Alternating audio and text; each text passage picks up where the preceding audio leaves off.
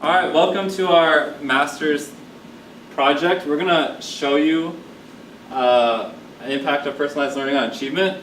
I'm Mr. Crew and this is Mr. Yang. And so we conducted this over 3 weeks with some students in one of my classes. So why did we choose this? According to IBM and a lot of sources, most classes are going to have technology. So we're trying to figure out how can we impact the classroom the most. So we looked through the research, and to improve student ownership of their learning, we found these different traits to be the most impactful. So these variables we're going to try to control. Choice and voice, you're just giving them opportunity to choose. Interest means they have decided they're interested, and hopefully that will drive motivation. Then they will reflect more. Metacognition and self-efficacy means they believe they can achieve.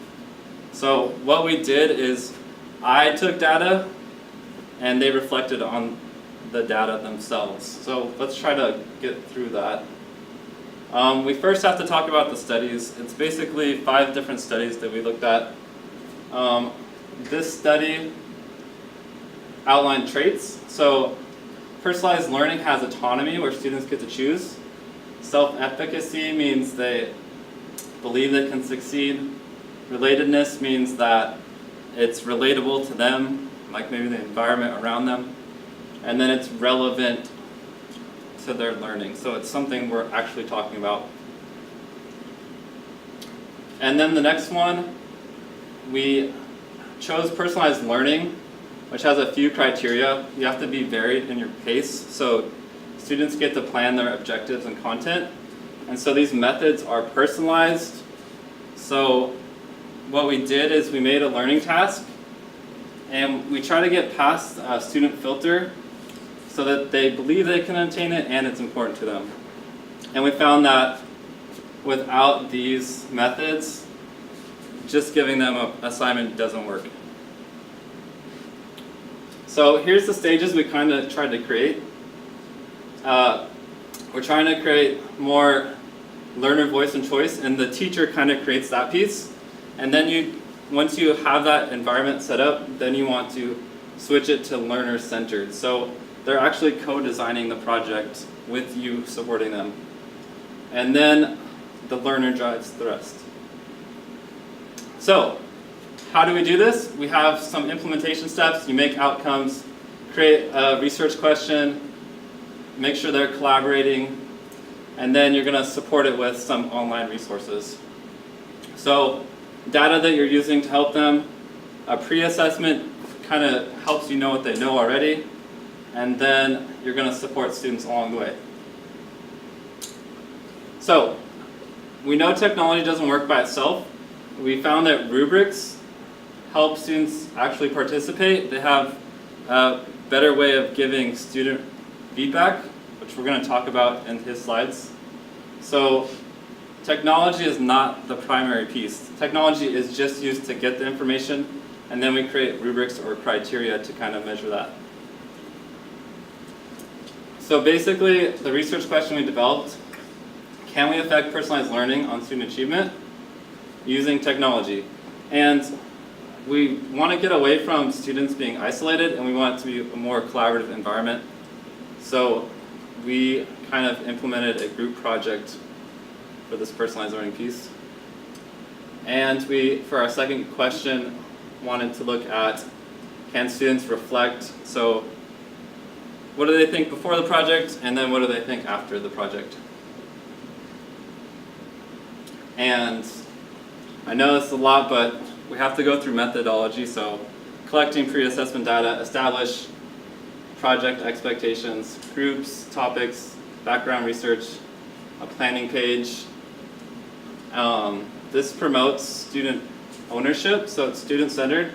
The students actually created this online, so they developed what they're going to do each day. So it really helps them kind of take ownership, but we have to, certain days, make sure there's check-ins.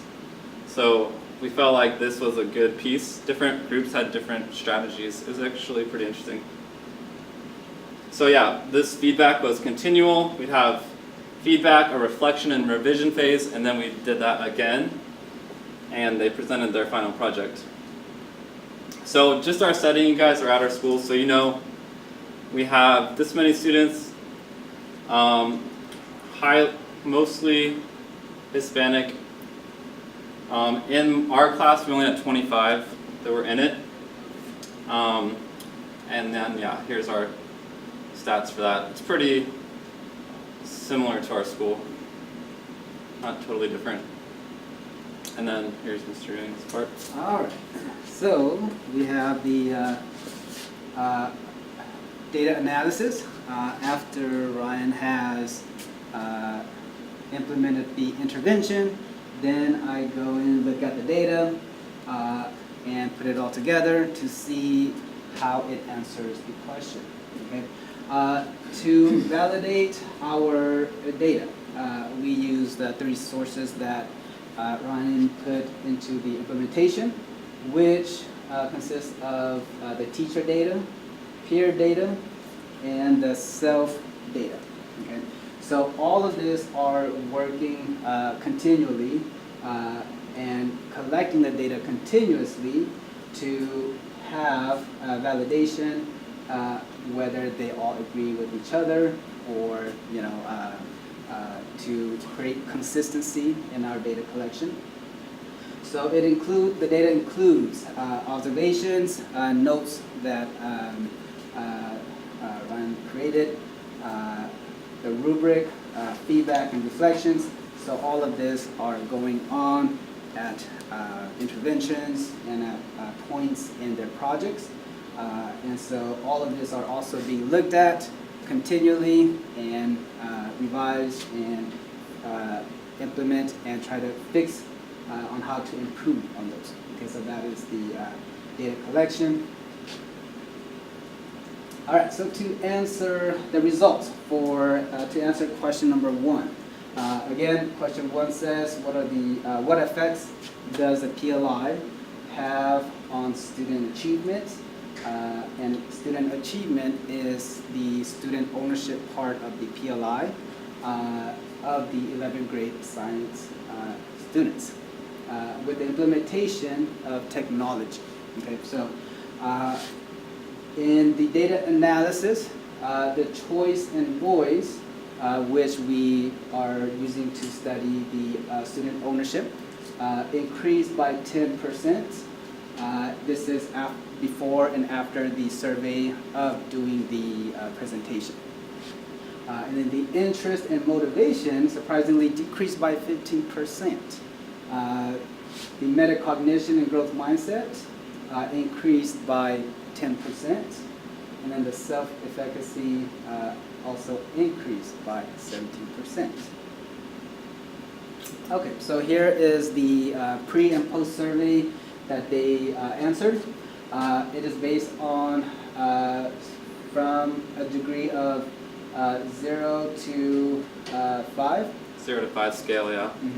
Which they strongly disagree to strongly agree. So you have these color marks. Which is actually tilted this way, so strongly disagree would be blue, but we don't have any responses to that. Right, so if you see the blue, that means that they strongly disagree, and all of these questions are worded in such a way to measure the choice of voice, interest, metacognition, and self-efficacy. Yeah. Okay. So as you noted the shift, so this is the pre and the post. We got the shift. Many of them have the agree, where they do agree. Which is green. For the question. We want to look at the strongly agree and where it has shifted the most. That is how the percentage was determined. And so notice that, let's say for question number 1, there was a little downshift in the strongly agree. However, there was also an increase in the agree. Okay? And if you look at all of the purple, notice that the purple, so this one had the highest on the third question, kind of dropped a little bit. Okay? And then you got the greens where they do agree. So when comparing those, Then we looked at whether it was effective in terms of their self-efficacy, metacognition, growth mindset, interest, motivation, and choice and voice. Yeah, so basically that's where the percents, the green goes down, the purple goes up, those different categories. So we have to carefully look at those shifts and see where their learning is going. Because we use more than one question for each category, trying to make sure that it was consistent. Okay. So here, for what effects, still on question number 1, that the personalized learning have, using the technology piece, students were able to increase their choice and voice to decide on their on their topics. So the topic here, the groups have decided themselves among the group members that they were going to choose these topics. So there were collaboration going on, there were research using the computers. And they had to defend why their topic was valid. So it's interesting, the zombie apocalypse one. How does that impact ecosystems? They had to have enough background research to actually say that was valid. So it was interesting them having that choice and me taking back as a teacher being like, okay, let's see if they can actually get enough information to support it. So that was an interesting choice that I saw as a peak in interest. Okay, here we go. Right, so allowing choice and voice in students choosing their own topic, it created interest and motivation in initializing the project. Using the technology piece allowed for quick access in the database research. Many students in their response noted that using the online sources allowed them to quickly access the research in order to quickly and to have options in generating their topics. So they really liked that piece. Technology also allowed for an online collaboration piece where they presented their project. So many of them used Prezi, PowerPoint, and slides. So yeah, Google Slides. using all of those technology applications, they were able to create and collaborate on a final presentation. Okay, so our research question number 2 states, how does the personalized learning initiative impact the ability for students to reflect on personalized learning in the classroom? This data is based on a rubric of 1 through 4 in terms of quality of work, problem solving, working with others, and focusing on the task. And through my observations, students it was more difficult for them to give a lower score for other students. So this is peer feedback, and we do see that working with others is higher than I would have given them. I don't know why that kept happening, but in the reflections, it's easier for me to give feedback, difficult feedback to myself than it is to the person sitting next to me. And then I controlled for that by allowing them to give feedback for people across the room, and they were way harder on those people. So the proximity kind of changed their perception on that. That's why this is so high, because that is the person right next to them. It's kind of interesting. Anyway, that's what I observed. So that was a good reflection piece on the students, on how they reflected on their work and on working with other students in the group. So you can see all of the averages at the bottom. Very close to 3, so pretty realistic in terms of how they're being honest with themselves. And it was almost, sometimes, almost always, and always right. for the scale from 1 to 4. The 1 to 4 being that. So just so you guys have that scale. Okay, so how do they reflect on personalized learning when personalized learning was implemented in this project? We had a lot of peer feedbacks, self-feedbacks, and also teacher feedback. So using these 3 data sources, students were able to increase their learning through all of these feedbacks. So using feedbacks students were able to use that feedbacks and learn how to improvise and change on their workflow, whether they are having an issue with another group members or whether they got stuck. And so the teacher feedback would come in and allow them to provide some changes into their workflow. So all of this is continually going back and forth with the double arrows with feedbacks. And with all of these in place in the PLI, then we see an increase in student learning, engagement, to increase student ownership. Okay. So here is the graphic representation of the process in terms of feedback. So it's based on rubrics, objectives. Once they are clear on the rubrics and objectives and continue to work on the project, they will reflect on how they're doing with each other, with their teacher's reflection. If there's any complication, it goes into the revision where they would revise their workflow or revise what they need to improve on. And it's a continuous cycle of the reflection piece. So the PLI allowed for many opportunities for reflection. Yeah, we got through the cycle twice within the project. They had initial objective rubrics. They went through, did a revision. They had another period, more feedback, revision, and then a final submission. And the objectives never changed, so the students were always trying to get the top score. It actually worked out by keeping all those things same. Yep.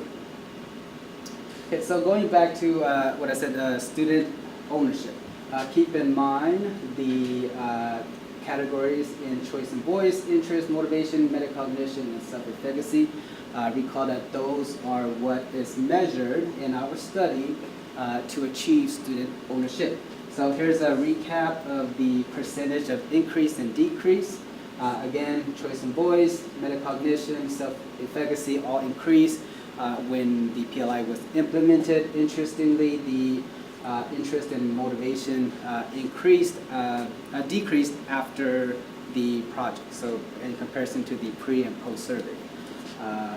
Do you want to talk about some of the responses? So the responses was some had lack of communication in their group work. So when there is a lack of motivation in a group member, sometimes that affected the other group members, and so there's kind of like a chain reaction. Some responses noted that I wish other group member would contribute more, and so sometimes when I found that too, that it was hard to control motivation because I can control my motivation, but I can't control others. And so I felt in some ways that when the groups really reflected and they saw that, they realized they couldn't control the people around them. So when they're reflecting on this, their interest and motivation, they could see that, how am I supposed to collaborate when I can't motivate someone else? So that one area, I felt like they were, but that improved their growth mindset. Like, I can change myself, but they did struggle with how can I collaborate with others, which I think we see in our classrooms. But as far as them actually explaining it, their explanations got better. It's just their motivation sometimes is dropping. Or their perceived motivation. That was perceived, not actual.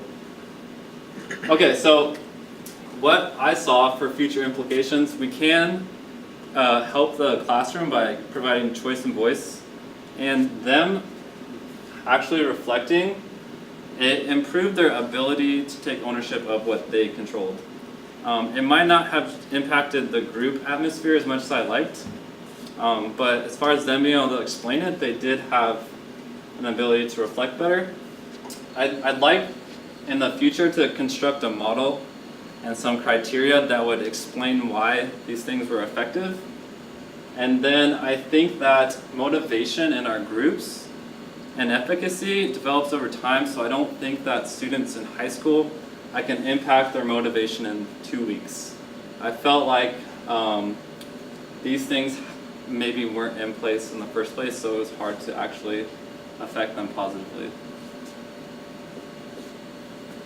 Yeah, so basically, students in the future with this, if they have a continuum, I think they're going to be able to solve some of our problems in the world, because they're going to identify problems, research, design solutions, and communicate better because they have technology and they know how to take on their own personalized learning. Like, if there's a problem, they would be able to face it in a better way. So, I think, where are we at? I have some references. This is just for the presentation. Lastly, questions? Open up for questions.